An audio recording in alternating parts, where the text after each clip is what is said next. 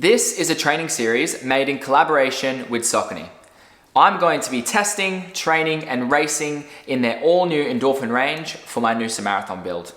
Saucony has a long history of producing high-quality footwear for runners.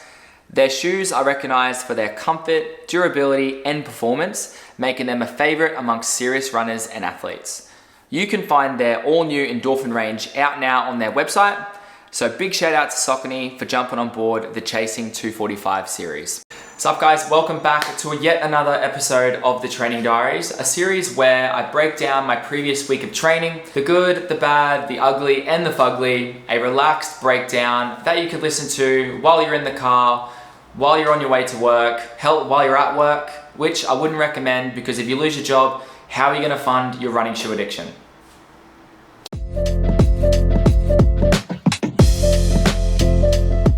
We have just 2 more episodes until race day, which means that I'm now officially, after last week, into my taper, which I never thought that I would be so stoked about. I guess that this just means that I've reached new heights this training block and I've accumulated new levels of fatigue.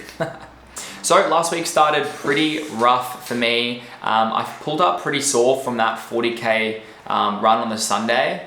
And that soreness pretty much stayed with me all the way until Friday, where I had a pretty spicy session. I then tried to back it up 2 days later on the Sunday with a pretty big Sunday long run workout, which ended pretty terribly, but I'll get into that when we get into the weekly breakdown. But long story short, I did myself pretty dirty and I set myself up for failure by the end of the week.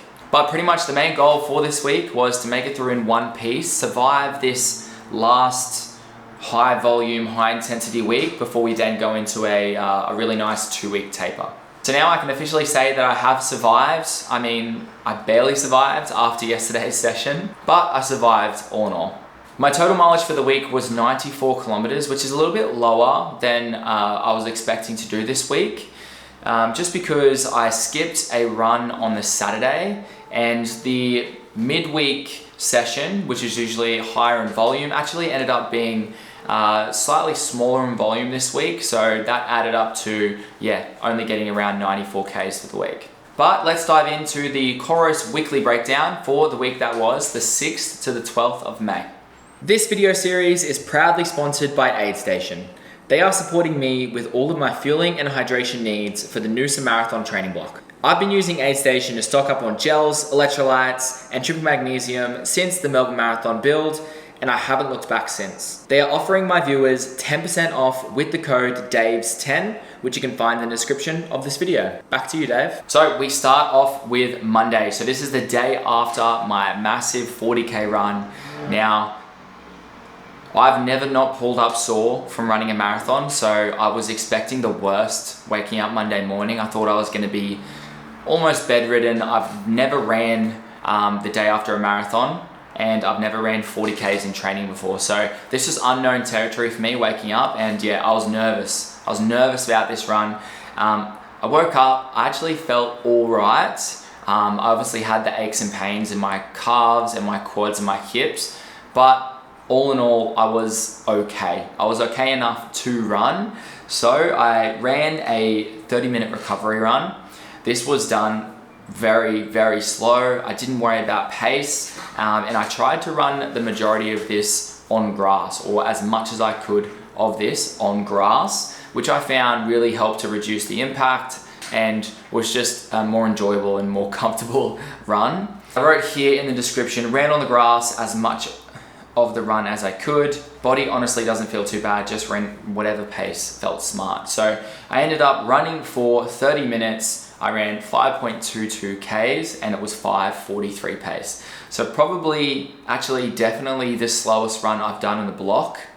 The slowest run I've done in a while actually, but it did its job. The idea was to be a recovery run, so I'm not trying to add any more fatigue. I'm just trying to flush the legs out and get the body moving, get the blood pumping into the legs. And that is what I did. So I wore the Ride 17s for this one, the old faithfuls. The Ride 17s, wore that for those ones. Then moving on to our next day, Tuesday. So this one I actually did on the treadmill, woke up and it was pretty average weather. I did note here that Tuesday I felt worse than Monday with DOMs and soreness, etc. So yeah, I just decided to do 50 minutes on the treadmill. I think on the plan I had an easy hour. I did get on the treadmill with hopes of getting the 60 minutes done, but I think I just decided to pull it up early because I didn't feel as good as I had once thought I felt on the Monday. I was actually feeling pretty sore. And I wrote here, feeling more on the sore side today. Maybe I didn't pull up as miraculously as I thought.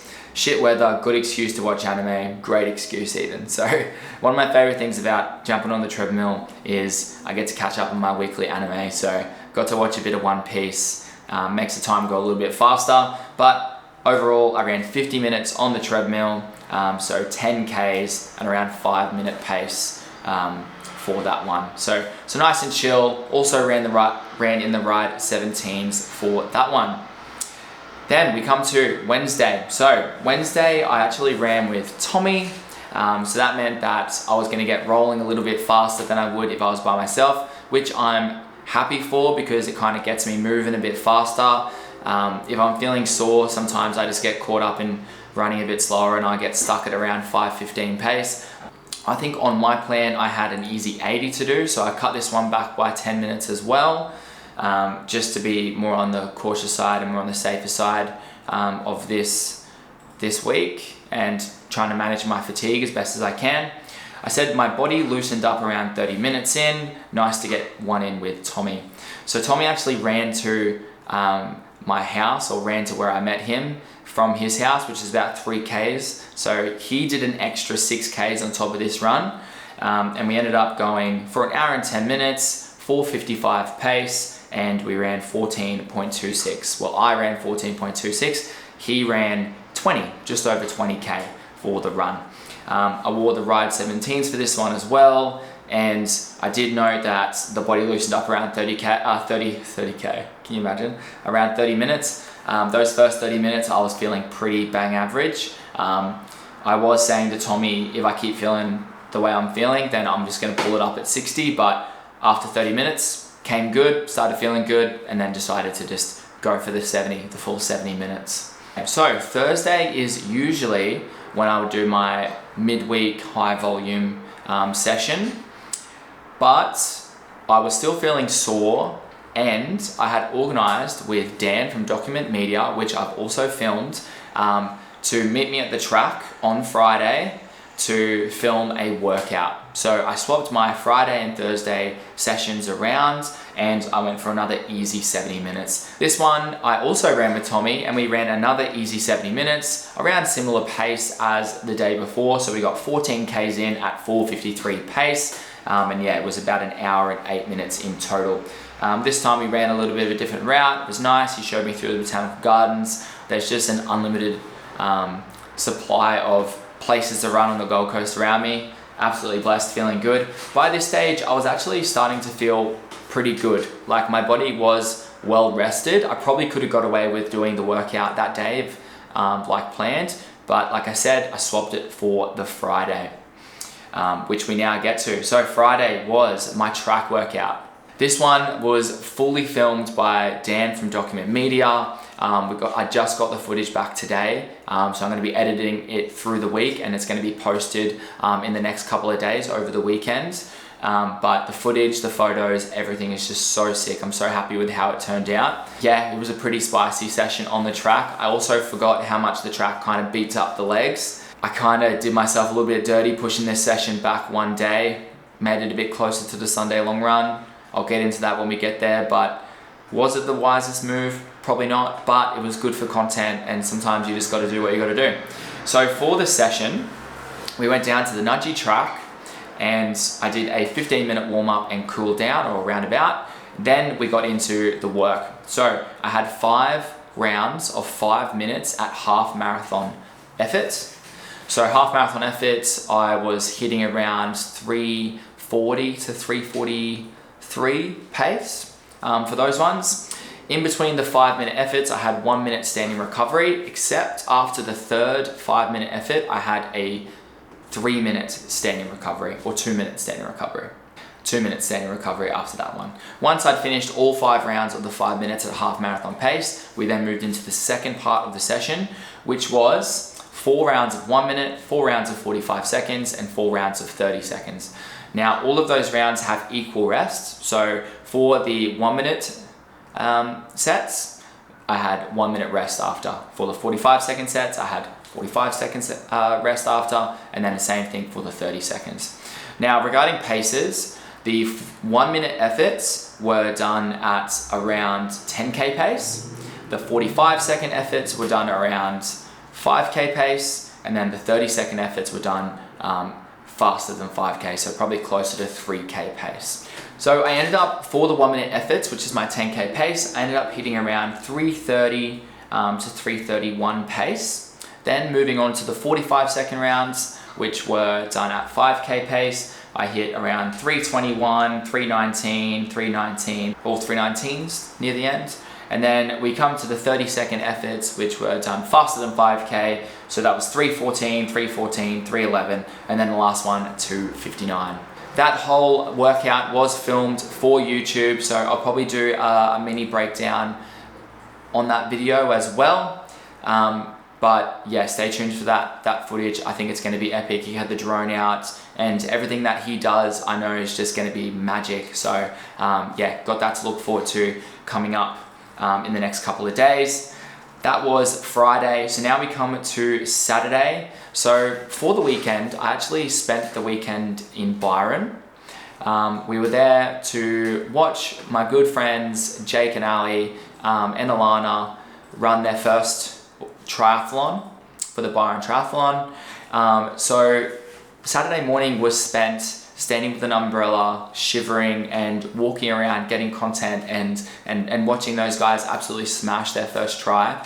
I'm actually so proud of them for doing something that's a little bit out of character and pushing through something that is so hard. I think there's a lot of benefit to gain from doing hard things, and that they loved it even though it wasn't ideal weather conditions for them. And I think they're going to continue on and do another triathlon in the future, which I'm really stoked for, and I'll definitely be there to spectate for that.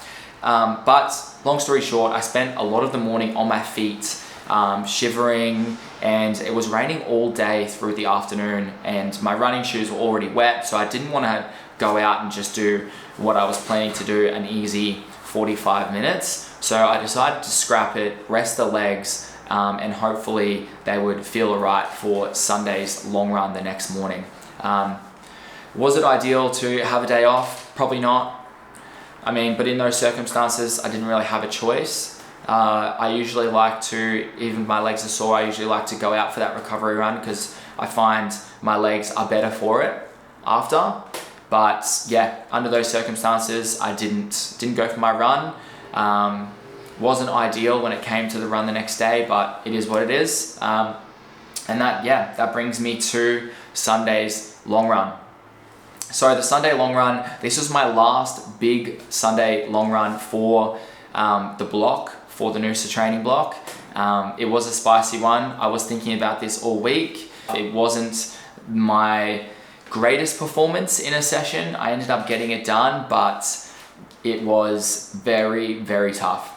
So for the workout, I've actually done this one before. I think I did this one about 11 weeks out from Noosa.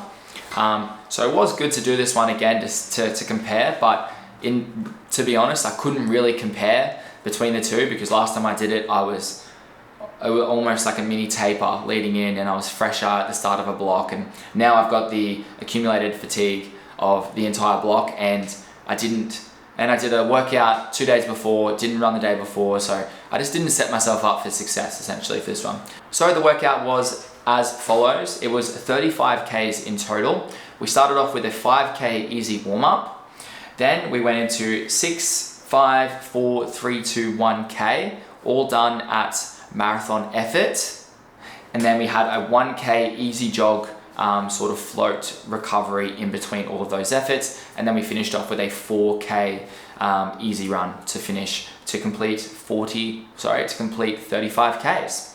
The goal pace for this was to try hit around 3:55 pace. Now, or 3:54 pace. Now that would be my goal marathon pace. And if I tapered a little bit for this session and I didn't do all the things leading up that I did, I think I definitely would have hit this session and completed all of the reps and hit my paces really well with no worries. But because I was going in with all this fatigue and like going away for the weekend, not eating my usual food, this session was a lot harder than it needed to be.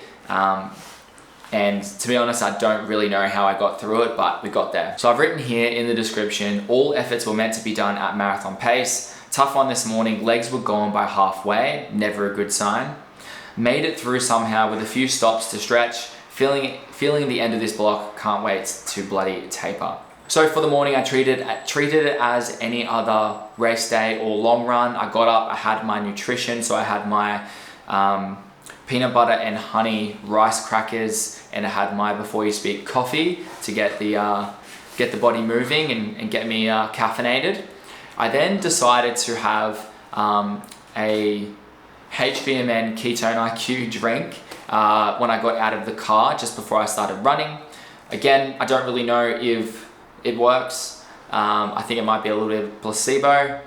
I need to take it more often, probably more like every day to, I guess, really see the difference or feel the difference. Like, you're not doing a long run every single day.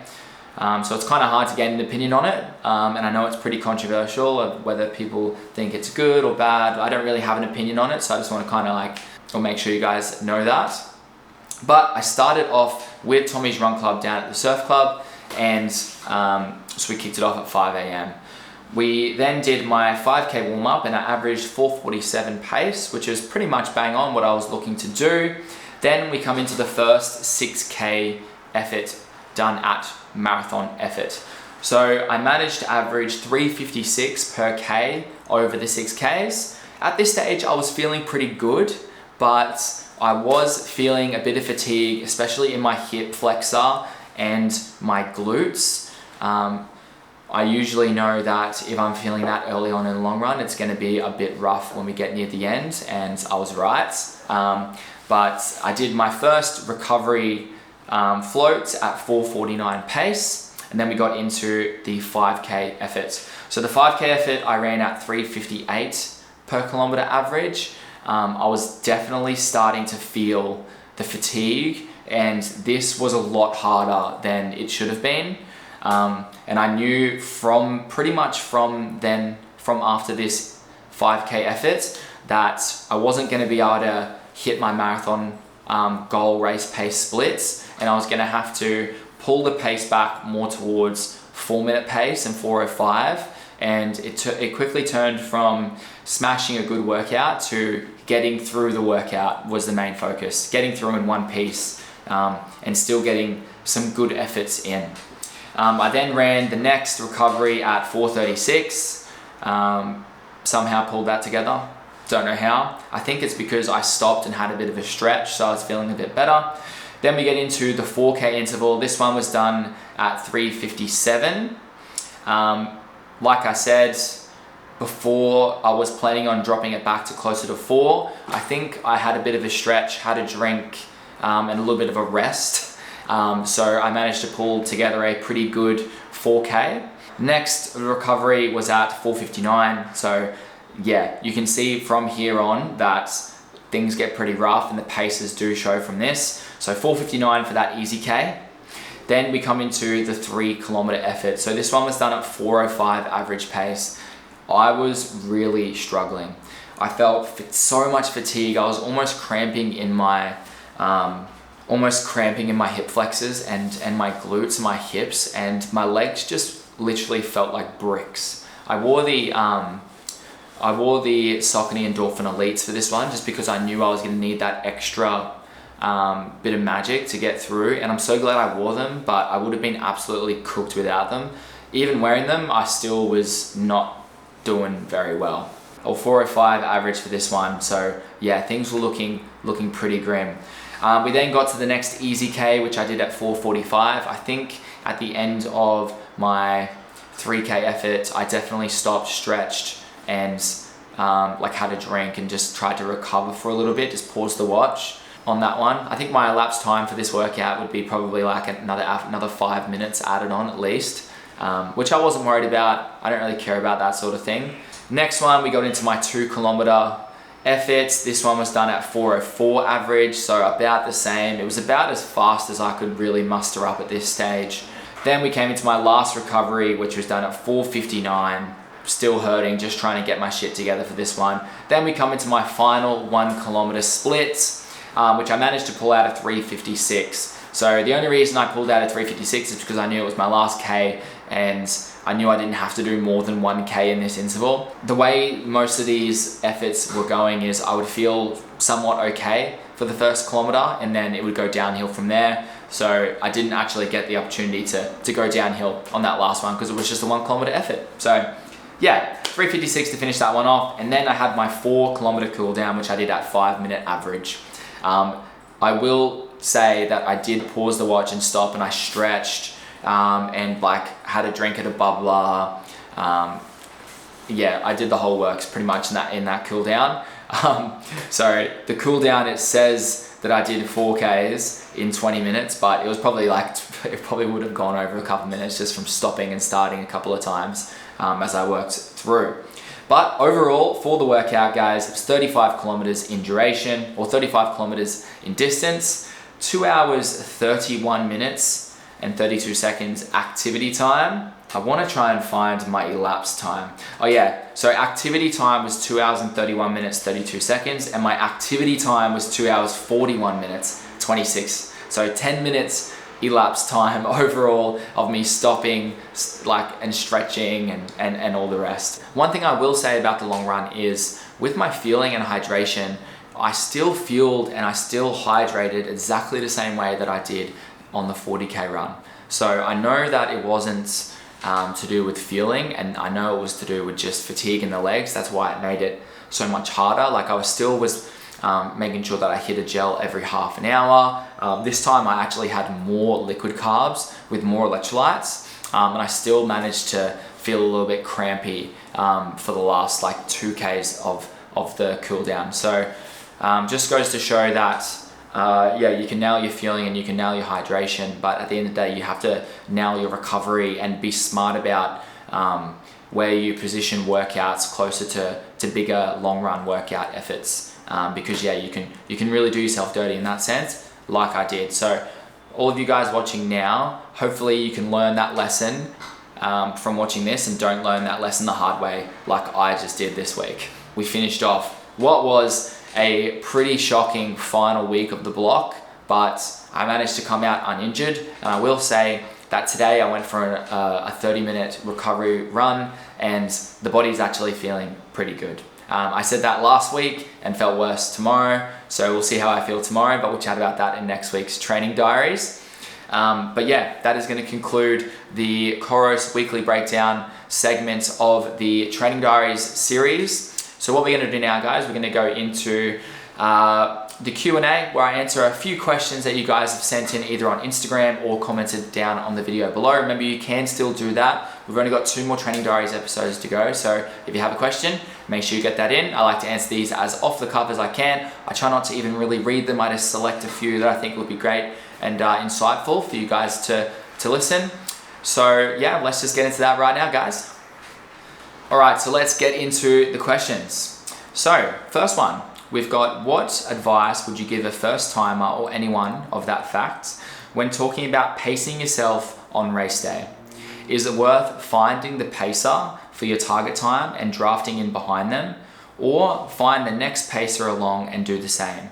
I would say that finding the pacer, finding the pace group for your goal time is the best thing ever. I fully learnt this for the first time running the Melbourne Marathon last year. There was a 250 pacer. I ran with them pretty much all the way up until about 32K, and just running in that group, drafting behind, letting other people set the pace and letting other people break the wind for you, allows you just the opportunity to switch off and just really dial in how your breathing is and your cadence and just everything else, and not having to worry about like, am I on pace? It's just like a really good opportunity to switch off. Like a lot of people say that the marathon doesn't start until halfway or even start until 30 kilometers in. So the more you can switch off and not think about it and just get into autopilot leading up to when the marathon starts, the better in my eyes. So yeah, if you can find a pace group, or if you can find the literal pacer with the flag to follow, you can trust those guys a lot. I haven't really heard of any times when a pacer hasn't nailed their pacing job. And when they're choosing and hiring these people to be pacers, they choose people that are well adequate, like they're really overqualified to run that pace. So you know they're going to be running it easy, and they're not going to be misjudging their pacing strategy. But if you can't get in a group, or like if you can't get in, there's no pacer for the specific time that you want, would I recommend running ahead to try find a group? Yeah, I would. If you feel like that pace group is holding you back and your goal pace is further up, then I would make the decision to go out on your own. There's a good chance that you're probably going to find at least one or two other people if it's a really busy marathon, and you're going to be able to sort of sit with them. And even if you take turns at breaking the wind, I'm sure that running with somebody is going to allow you to switch off a little bit better than if you're running by yourself and breaking the wind. But at the end of the day, sometimes you just got to do what you got to do, and not all marathons are super favorable for you every single time. Like I've run marathons where I've just run solo the entire time. It was a punish, but yeah, it's not like you're just gonna not do it. You signed up, you've got to run. It is what it is. But yeah, see if you can find that group, even if you're just chatting to people that are around you in the line while you're lining up to like on the start line. Just see what people are doing and be like, oh, what are you doing, bro? Like, what are you doing? And then run with them. I think that's a good piece of advice if I can give you any for that one. Next question, this one's from Coach Matt. So, most dreaded workout. Most dreaded workout.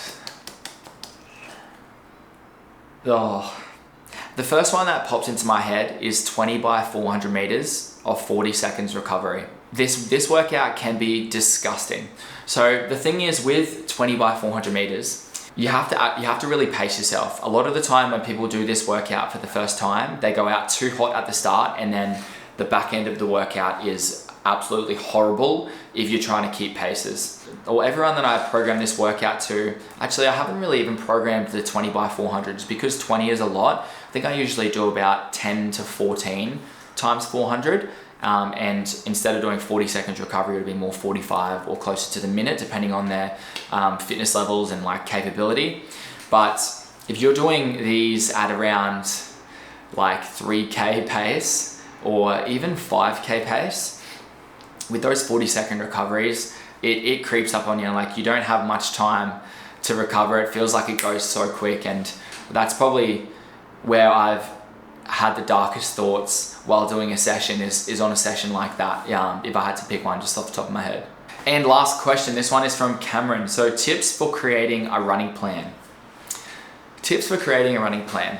Well, it really just depends on your fitness level and your capability, how long you've been running, how new you are to running. A general plan for running is you want to be hitting a few different types of runs. You want to be hitting your easy runs, you want to be hitting your speed sessions, and then you want to be doing a long run. If you do those three things, generally you're going to improve at running in almost all distances. But as you get more specific and as you get more accustomed to building fatigue in the legs, then you can start ramping it up and adding a few more things. But a lot of people like to make this way too complicated.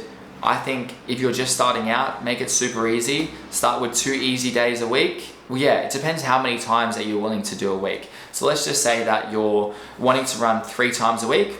I would do 1 easy day at the start of the week. In the middle of the week, I would do 1 speed session. So a speed session can be anything that's got faster intensities with standing recoveries, or like longer efforts with jogging recoveries, something where you're changing your paces along the workout. The easy run, you'll just be running at a nice, easy conversational pace the whole time, probably staying at the same pace. But the speed days, that's where you can shift your intensities and change your paces from faster to slower, and then really have some fun with it. The reason that doing those faster or doing those speed days is so important is because it gets your body used to running faster. You get more efficient at clearing lactic acid. You get more efficient at running at those fast paces. And therefore, when you go back to your easy days, it should hopefully, as you get fitter and faster, it should make those easy days feel a lot easier. And you should actually see your easy day paces go up as you keep doing those speed days as well. So I'll do one speed day in the middle of the week, and then I would do a long run on the weekend. So a long run doesn't have to be like you're going out and smacking 20 Ks. It's all relative to you, but I would do anywhere from 45 minutes to an hour on the weekend. That's just gonna be some good time on feet, and it's gonna help you build that endurance in the legs and build that aerobic base as well. If you're looking at going 4 runs a week, you can add another easy day, maybe after that speed workout, just to build up the overall mileage and get some more easy Ks on the legs, or get some more endurance built on the legs. If you're looking more upwards towards 5 days a week, usually you would add either another easy day, or you would add another speed session, depending on just how well adapted your legs are to running. A lot of the time, or a lot of people will end up injured when they try to do too much too fast. So one piece of advice is just to build the mileage nice and gradually, and there's no rush into doing 2 sessions a week. You can get a lot of benefits out of just doing the 1 session during the week and then doing the long run on the weekend as your 2 sort of bigger runs for the week. So I am also a running coach, little plug here. So if you are, or anybody else is looking for some tips on improving their running, or looking for more structure in running and their life, then you can reach out to me on YouTube. You can reach out to me on Instagram, Dave the Runner. Just send me a message, and then we can chat and we can hopefully work something out. But yeah, that's going to conclude all of the questions for this week's episode. I hope you guys enjoyed. Hopefully there's a little golden nugget in there of all the waffle that I just spoke. But yeah, thank you so much for watching, guys. And yeah, I'll see you guys in the next one. Peace.